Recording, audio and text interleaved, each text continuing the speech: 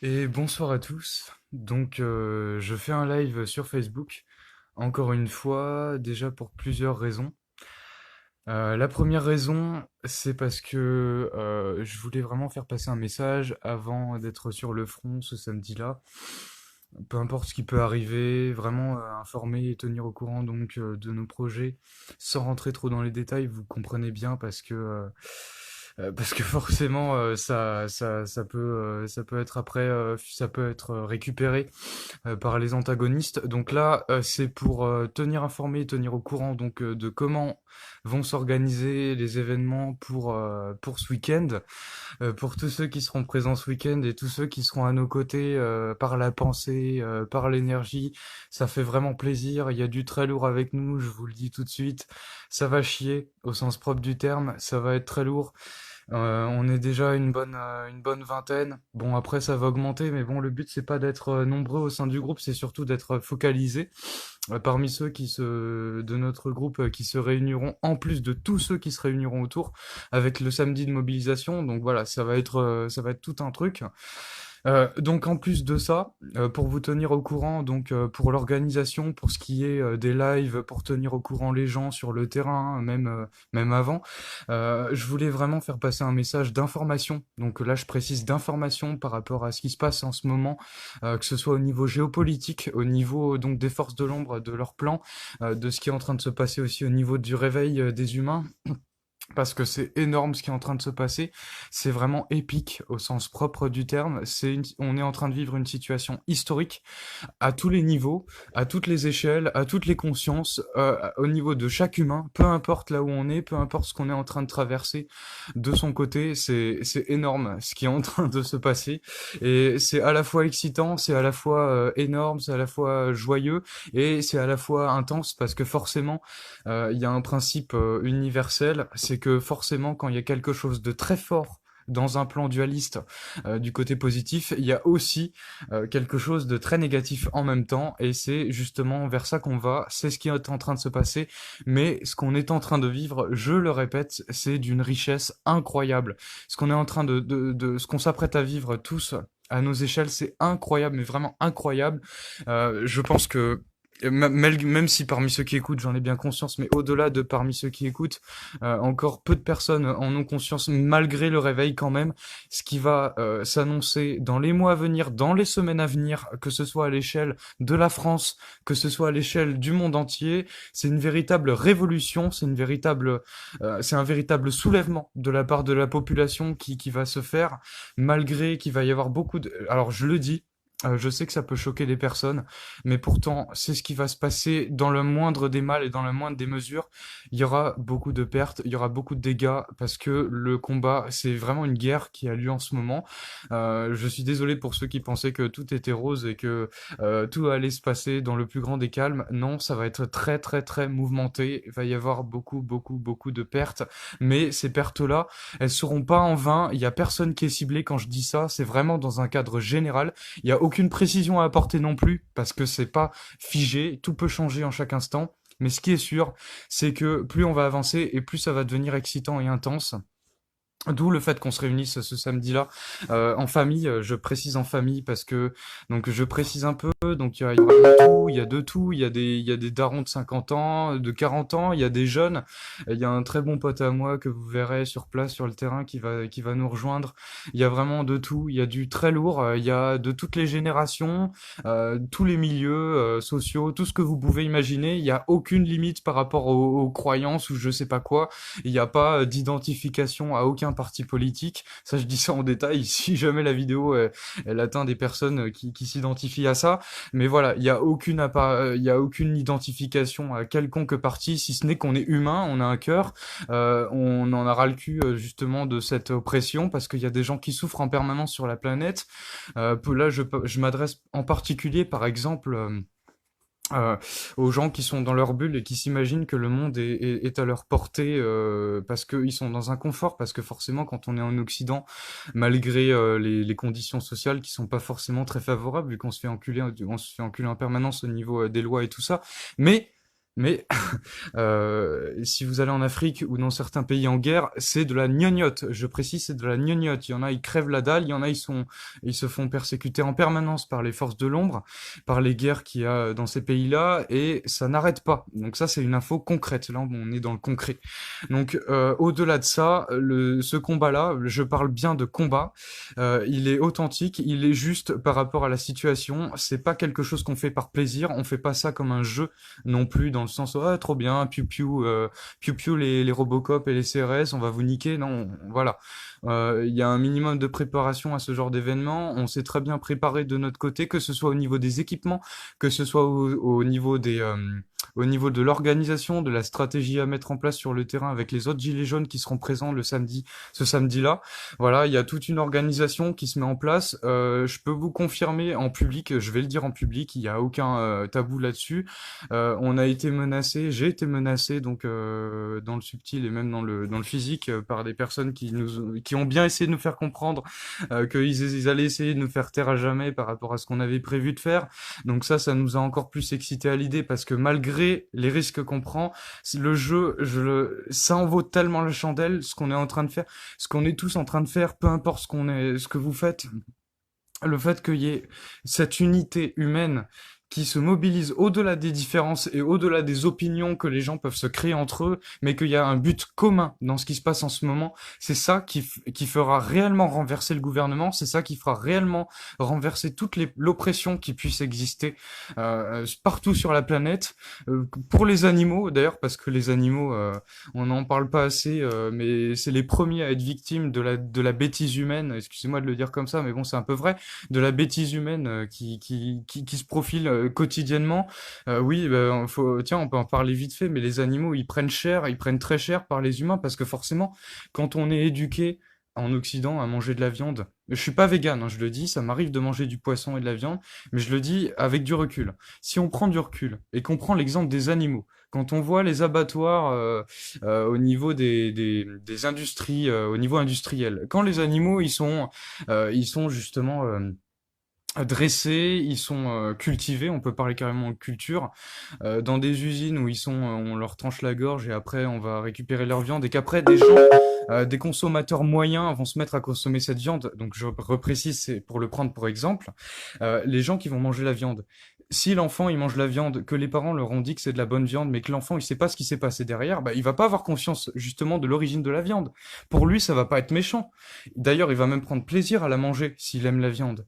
Donc c'est ça un exemple intéressant à prendre dans ce qui se passe en ce moment, c'est comment se positionner en tant qu'humain dans ce qui se passe sur la planète, sachant il y a des animaux sur cette planète qui sont souvent même beaucoup plus sensibles que les humains par rapport à leur connexion, par rapport à leur côté essentiel au niveau du cœur qu'ils peuvent avoir. Et, et ça, pour autant, bah, c'est pas forcément pris en compte par les humains. Et pourtant, vous pouvez avoir plein de bien-pensants en Occident qui vont vous dire de bonnes paroles, qui vont vous dire ah, vous savez, l'humain, j'adore la bonne conscience, j'adore être un humanitaire pour l'humanité. Et juste après, il va s'enfiler un McDo.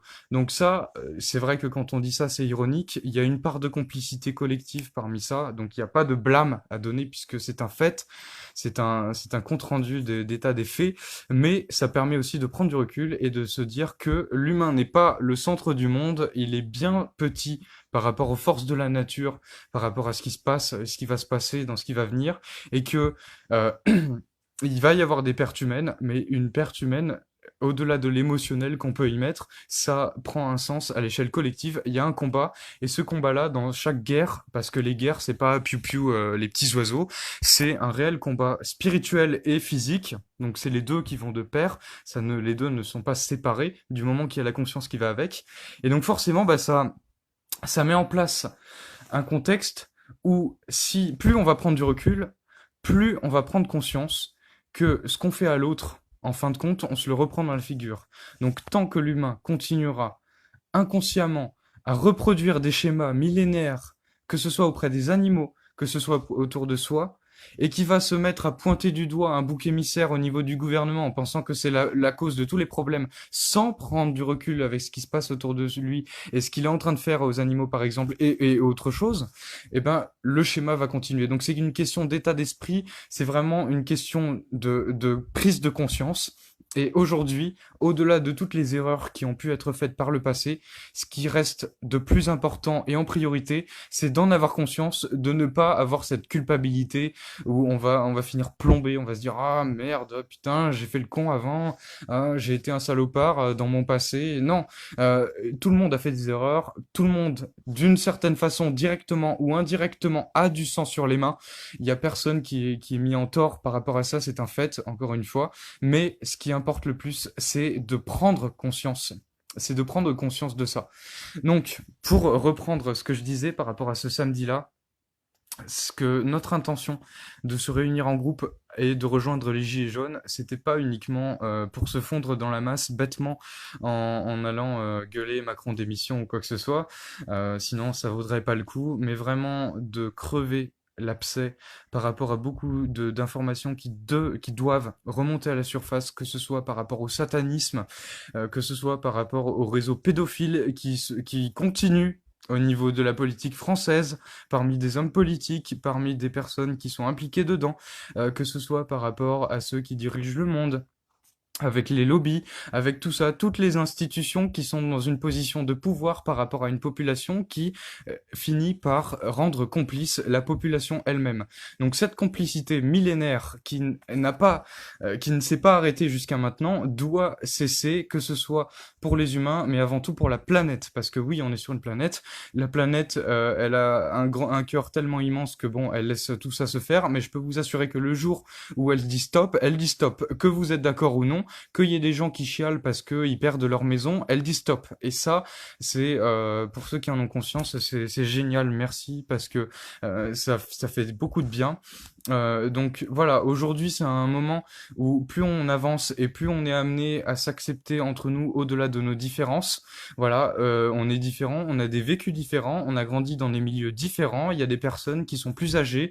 Parmi nous, il y aura des personnes qui ont 50 ans mais qui ont encore l'esprit bien actif, qui sont très lucides. Il y aura des personnes de la vingtaine, il y a un pote à moi rappeur que peut-être certains connaissent sur Toulouse. Voilà, il y a vraiment tous les profils, il y a toutes les générations. Et c'est ça qui en fait la richesse.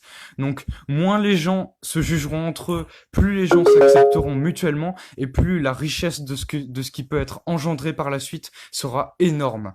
Et peu importe la répression qui peut être donnée, parce que oui, plus on va avancer, forcément, plus la population se réveille, plus les Français vont se réveiller, plus forcément au niveau de la répression, bah, ça va être de taille. Je m'explique, c'est-à-dire que voilà, là on va pas vers des flashballs, on va pas vers tout ça, ça va évoluer dans un contexte de guerre civile, forcément, parce qu'il y a une réelle rupture qui est en train de se faire avec les gouvernements, comme avec toutes les institutions qui ont du pouvoir, et les négociations avec eux ne servent à rien, je le répète encore une fois, quitte à passer pour un fou, quitte à passer pour quelqu'un de défaitiste, je m'en fous, mais ça doit être dit, et le dialogue avec eux ne sert strictement à rien. Le but n'est pas de dialoguer avec eux en se mettant à quatre pattes, en baissant son pantalon et en disant oui, allez, s'il vous plaît, bon, on va arrêter la guerre, on va arrêter la violence, s'il vous plaît, allez, donnez-nous baisser un peu les taxes, on vous en supplie, vraiment, il y a des enfants là qui vont pas bien dans nos familles, on vous en supplie le gouvernement, soyez nos héros dans cette situation, vraiment, non, tout ça, non. Ils ne cherchent pas à dialoguer, ils ne cherchent pas à vous donner raison, ils ne cherchent pas à améliorer vos conditions de vie.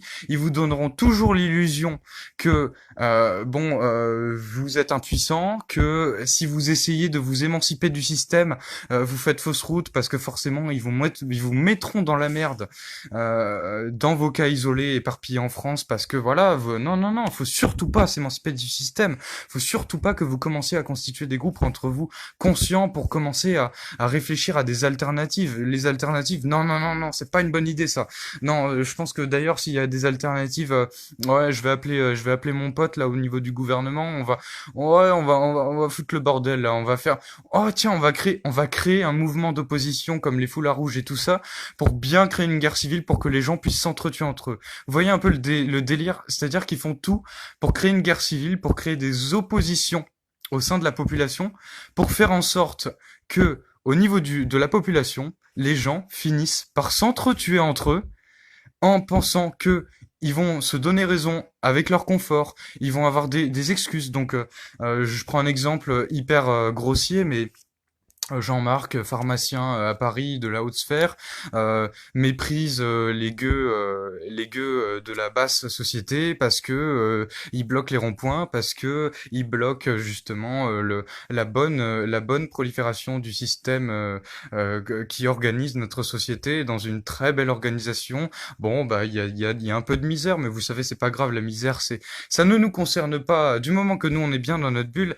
il n'y a aucun souci, il y a pas de problème. Et de l'autre côté, forcément, bah, il y a des personnes qui sont dans la misère, qui vont se mettre à mépriser les gens riches, et ça va créer cette guerre-là, cette guerre au sein d'une population, parce que c'est ce qu'ils attendent de la part du gouvernement, de la part de toutes les forces de l'ombre qui sont derrière, qui tirent les ficelles. Ils attendent que les gens finissent par se mettre dessus, par se taper entre eux, par se faire la guéguerre, par se faire la guerre, parce que eux, ils ont juste à se frotter les mains, à se dire, ça se déroule comme il faut. Ils ont eu l'intelligence de pouvoir s'entretuer entre eux, et ben nous, la seule chose qu'on a à faire, c'est de bien surveiller si tout se déroule comme prévu.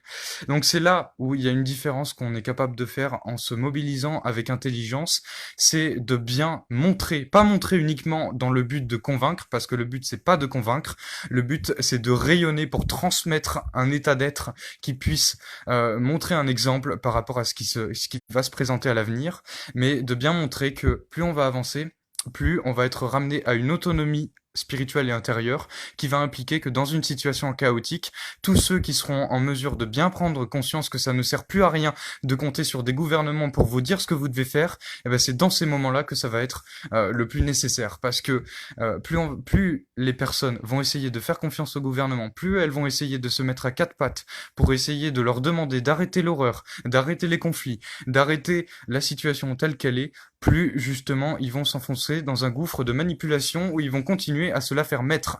Voilà, il faut dire, excusez-moi, mais il faut dire ce qui est. Aujourd'hui, il y a trop de personnes qui ont souffert jusqu'à maintenant dans l'inconscience des faits pour que ça ne soit pas dit. Ça doit être dit aujourd'hui. Ça ne sert plus à rien de compter sur les gouvernements, ça ne sert plus à rien de compter, ça n'a jamais servi à rien d'ailleurs, mais ça ne sert plus à rien. Ne faites plus confiance à l'Union européenne, au gouvernement. C'est tout ça, c'est de la poudre aux yeux qu'ils sont en train de vous envoyer par rapport au plan qu'ils essayent de mettre en place depuis des centaines d'années. Je sais, ça peut paraître complètement tordu, ça peut paraître même effrayant pour beaucoup de personnes, mais ils reculeront devant rien pour arriver à leur fin. Ça doit être clair pour les personnes. Ils ne reculeront rien pour arriver à leur fin. Et ils sont prêts à tout, même à sacrifier leurs propres membres. Voilà, faut aussi décrire ce qui se passe. Donc, pour les forces de lumière, les forces positives, et l'humain au centre de cette situation, dans cette situation chaotique, a le pouvoir immense de pouvoir renverser complètement ces forces par justement l'unité, par la force d'unité. Donc là, on parle pas d'unité nationale, on parle pas de patriotisme, on parle pas de personnes qui vont s'identifier à un parti politique ou au communisme ou je sais pas quoi. On n'est pas des communistes, on est juste des humains. Et non, c'est des personnes qui ont le cœur suffisamment fort pour pouvoir se mobiliser entre eux avec la confiance, avec l'amour et avec la force guerrière dans le contexte. Donc oui, on est dans un contexte où l'énergie guerrière est très prononcée en nous, parce que forcément on arrive dans ce qu'on pourrait appeler la bataille finale. Même si ça va continuer bien après, mais c'est un début, c'est une ouverture, et voilà, je le disais vraiment pour les personnes qui étaient effrayées à l'idée qu'il puisse y avoir un chaos, qu'il puisse y avoir des gens qui se tapent dessus. C'est nécessaire, je le rappelle, c'est nécessaire. On peut pas crever l'abcès s'il n'y a pas la gangrène qui remonte à la surface. Donc forcément, quand ça remonte à la surface, après des siècles et des siècles d'esclavage et de souffrance, bah c'est dégueulasse à voir. Ça pue, c'est c'est moche, c'est violent, quoi. Mais cette violence qui remonte à la surface, ce qui est important de comprendre en prenant du recul, c'est qu'elle a un sens. C'est qu'elle est issue de centaines d'années de manipulation, de souffrance. Et qu'elle a besoin de remonter à la surface pour s'exprimer. Donc je dis pas que je cautionne la violence, je dis pas que j'encourage la violence, au contraire, c'est pas le but du message. Mais si c'est bien pour passer le message que si dans les mois à venir, dans les semaines à venir, vous voyez des gens péter des câbles, vous voyez des gens brûler des banques, vous voyez des gens vraiment devenir à moitié fous dans les rues, qui sont à bout quoi. Il y a des gens qui chialent, il y en a qui sont à deux doigts de craquer, à deux doigts de se foutre en l'air parce que bah oui, on n'est pas tous, ils sont pas tous tout le monde, tout est beau, tout est rose. Donc forcément, bah oui, on n'est pas tous dans ce cas-là. Donc il y a aucun mal à le dire, il y a aucun mal à le décrire. Ça concerne tout le monde, directement ou indirectement. Ceux qui ont d'ailleurs le plus de sang sur les mains, c'est ceux qui sont consentants aux horreurs qui sont proliférées par des maîtres au pouvoir et qui vont donner leur accord. Je vais prendre un exemple. Ceux qui disent oh vous savez les guerres au Moyen-Orient, les guerres que l'Occident est en train de mener en Afrique. Oh vous savez moi je regarde ça aux infos. Bah oui c'est terrible vous savez en Afrique. Mais vous savez en fin de compte ce qui se passe là-bas ça nous regarde pas parce qu'on n'est pas en Afrique. Mais qu'est-ce qu'on en a à foutre? De toute façon ce qui est bien, ce qui est bon à savoir, bon, excusez-moi de faire un petit coup de gueule, mais ça fait vraiment du bien parce que c'est vraiment avec fermeté que je veux le dire, mais de toute façon, ce que l'on occulte, qui sème le vent, récolte la tempête. C'est un peu ce qui va se passer, c'est-à-dire que le fait de vivre une situation chaotique, quelle qu'elle soit, peu importe la situation, va permettre de faire prendre conscience à des millions de personnes, des millions d'humains, que la sécurité n'existe pas, que tout ce monde-là qui s'est construit sur la souffrance est en train de s'écrouler, et que le monde qui va suivre n'aura rien à voir avec tout ce qui a pu être basé sur la souffrance, sur le mépris de l'autre, sur la séparation avec l'autre. Ça n'a rien à voir. Pour que cette nouvelle terre, pour qu'un monde réellement humain puisse émerger de tout ça, il faut que cet ancien système s'écroule. Complètement. Quand on dit qu'il s'écroule, c'est pas juste oh on va changer une loi, oh on va changer oh les lois jusqu'à maintenant étaient pas terribles, oh on veut une sixième république, on veut un meilleur président, ouais super, on veut une Marine Le Pen parce qu'elle est un peu moins pire que Macron et tout ça. Non, c'est les mêmes. Derrière c'est la même chose, exactement la même chose. Je peux vous garantir qu'ils sont complices et que derrière la scène ils se foutent bien de la gueule de la population, ils se foutent bien la gueule des gens qui sont naïfs par rapport à ça. Il y a une telle naïveté, en fait, cultivée au sein d'une population qu'au final, on finit par aimer son maître, on finit par aimer son bourreau. Hein, c'est un peu, vous savez, le syndrome de Stockholm, où finalement la victime a fini par aimer sa condition d'esclavage. Ce qui s'est passé à l'époque, en prenant pour exemple à l'époque de l'esclavage aux États-Unis avec les Noirs qui se faisaient exploiter. Donc forcément, là, stop quoi. Il y a la cocotte minute qui commence à siffler, c'est à deux doigts de péter, mais forcément que ça fera des dégâts. Forcément que ça va chier. Forcément qu'il y aura beaucoup de fracas. Il y aura des monuments qui vont être détruits. La Tour Eiffel en premier. Ça, on a été nombreux à l'avoir vu dans des visions que la Tour Eiffel elle allait être complètement détruite. Bah bon, on pourra en parler de la Tour Eiffel et de tous ces monuments satanistes qui ont été mis en place dans Paris pour bien plomber les gens dans la ville pour bien les entretenir dans dans des émotions et dans un état d'esprit hyper négatif, perpétuel. Mais pour vous illustrer un peu le délire, c'est qu'aujourd'hui, ils ont réussi à faire en sorte que leurs esclaves, à savoir la population, à savoir nous tous, bon, je nous mets dans le même panier, mais vous savez bien que esclaves ou pas esclaves, peu importe, du moment qu'on en a conscience. Mais aujourd'hui, ils ont réussi à faire en sorte oui, le syndrome du larbin, exactement, à faire en sorte que il y a des gens qui vont à Paris, qui disent oh ces monuments, en parlant de la Tour Eiffel, en parlant du musée du Louvre, qui est hyper négatif au niveau de sa pyramide. C'est pas uniquement là au niveau des théories conspirationnistes ou je sais pas quoi. Là c'est de la science, au niveau de la science, au niveau de la géométrie justement énergétique que ça peut avoir comme influence dans la ville, c'est hyper noir, c'est hyper négatif. Et ben il y a des gens par leur naïveté, et c'est pas un reproche, et c'est pas du tout un blâme, et je le dis pas du tout avec acharnement, mais qui vont dire en passant devant, oh regarde Jean-Fabrice comment c'est magnifique ce beau bâtiment. Ah, il y a des casseurs qui ont voulu détruire le Louvre. Non mais ils sont malades ces gens-là, il faut les enfermer. Ah, merci le président, merci le gouvernement de pouvoir protéger notre mémoire française. Non mais il faut arrêter avec ça. La mémoire française, à 80%, ça a été basé sur de la manipulation. Le vrai peuple français, il s'identifie, il n'est pas lié au gouvernement, il est lié à ce qui est fait sur le terrain, avec le savoir-faire de chacun qui est réellement dans le concret, qui est réellement dans la pratique. Donc forcément, ça ne dépend pas des gouvernements. Et ça, tout a été fait pour monopoliser et centraliser les pouvoirs, pour que tous les pouvoirs soient entre les mains de ceux qui vous manipulent.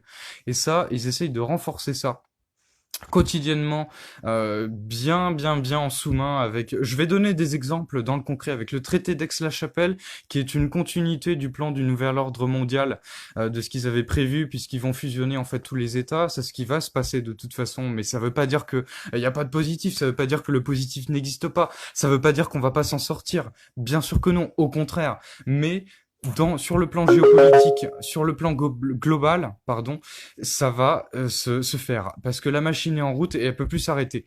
Par contre, ce qui est sollicité plus que jamais, c'est la prise de conscience de tout ça au-delà du potentiel humain. Et ça fera réellement de la différence. Et alors, je vais donner des faits, hein, des réalités que tout le monde vit quotidiennement. En fait, le pire, ce qui est comique en fin de compte, c'est qu'il y a une réelle hypocrisie en France et même ailleurs. En fait, on arrive sur cette planète, donc on débarque, on est un gamin, on est un bébé, on est innocent, on est là, on est joyeux, en fait, il y a la joie en nous. Et là, on voit des gens tristes, on voit des gens un peu déprimés. Et là, en tant que bébé, en tant que gamin, on se dit mais pourquoi on comprend pas en fait, parce qu'on est dans notre conscience pure. L'enfant, il est innocent, il a rien à voir avec ce monde. Et là, dès l'enfance, allez, tiens, on va te vacciner. Ah, lui, prends exemple sur Papy Jean-Pierre. Lui, il est pas content. La vie c'est dur, la vie c'est pas bien et tout. Oh là là, on vous encule dès le départ. L'enfant là, il commence à, il est pas bien là du coup. Ah, tout d'un coup là, il commence à, son innocence, elle est un peu brisée. Ah bah tiens, on va te balancer à l'école. Alors à l'école, non seulement on va te balancer des conneries, excusez-moi de le dire, mais bon, on va te balancer des conneries. On va te dire, ouais, les héros de la guerre, Napoléon, les rois de France, la République, la forte République, la mémoire de la guerre. Mais qu'est-ce qu'on en a à foutre de la mémoire de la guerre? Il y a des millions d'innocents qui se sont livrés en pâture au service de personnes qui avaient bien le contrôle sur la population en prenant, pour exemple, les Rothschild, même si ça va bien au-delà, hein. C'est toute une hiérarchie qui se met en place. Mais les gagnants dans les guerres, il y a personne, à part ceux qui contrôlent tout ça. Voilà. Par exemple, à l'époque de la Seconde Guerre mondiale, les vrais vainqueurs, c'était pas la France ni l'Allemagne, c'était les banques, c'était ceux qui avaient le contrôle des deux camps parce qu'ils finançaient les nazis, ils finançaient la France. Pétain, c'était un bras allongé de Hitler. Hitler, c'était un pantin justement pour créer un sentiment d'opposition au sein de cette guerre. Tout ça, c'est comme du théâtre en fait. Ce théâtre gigantesque sur cette planète, il fait en sorte de donner l'illusion que la population s'entretue entre eux en créant des ennemis, en créant des gentils, des méchants, et au final, ça crée des oppositions.